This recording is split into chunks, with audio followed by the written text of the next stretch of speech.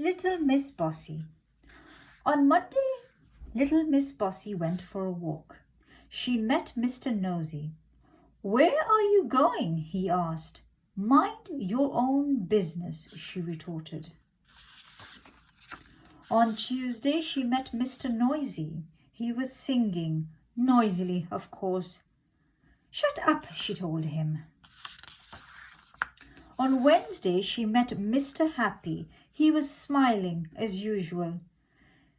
"Take that silly smile off your face," she said.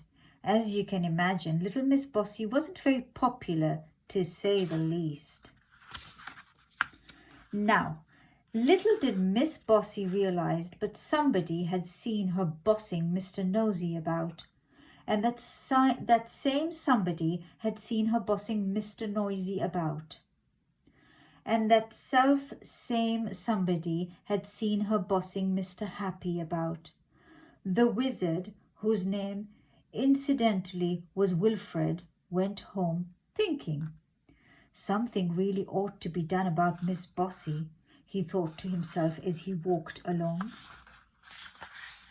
When he arrived home, he went straight to his library and took down a large red book from a bookshelf. It was rather dusty, as it hadn't been read for some time. "Let's see now," he said to himself as he settled into an armchair. He turned to page 304.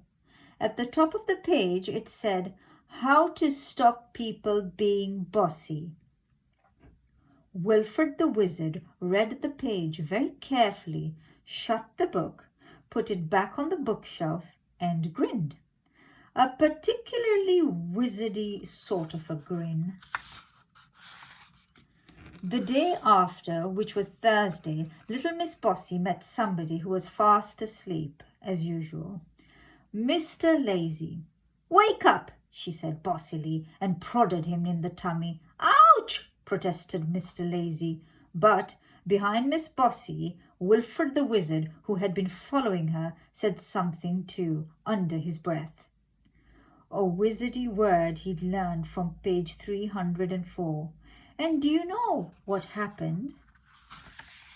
Suddenly, as if by magic, which is true, there appeared on Miss Bossy's feet a pair of boots. 1 minute, they weren't there. The next minute, they were. Miss Bossy looked down in alarm. They were magic boots, and being magic boots, they could speak to each other. "Hello, left," said the right boot. "Hello, right," said the left boot. "Ready when you are," said right. Right said left, and off they set. Left, right, left, right, left, right, left, right, faster and faster, marching poor little Miss Bossy along. Little Miss Bossy couldn't do a thing about it. Mr. Lazy was much amused. "Well done, Wilfred," he chuckled. Wilfred winked a wizardly wink. Those boots marched little Miss Bossy for 5 miles. She was exhausted. "Ready, left?" said the right boot. "Ready," replied left. "Attend," said right. "Shun," said left. And then they came to a halt. Little Miss Bossy was quite out of breath. She tried to take off her boots, but it was impossible. Along came Wilfred. "Those," said Wilfred, pointing to the boots, "are only for people who are too bossy." "Make them go away at once," cried Miss Bossy, stamping her foot. Well, at least she tried to stamp her foot, but the boot wouldn't. "We're out of stamps," chuckled right. Left giggled.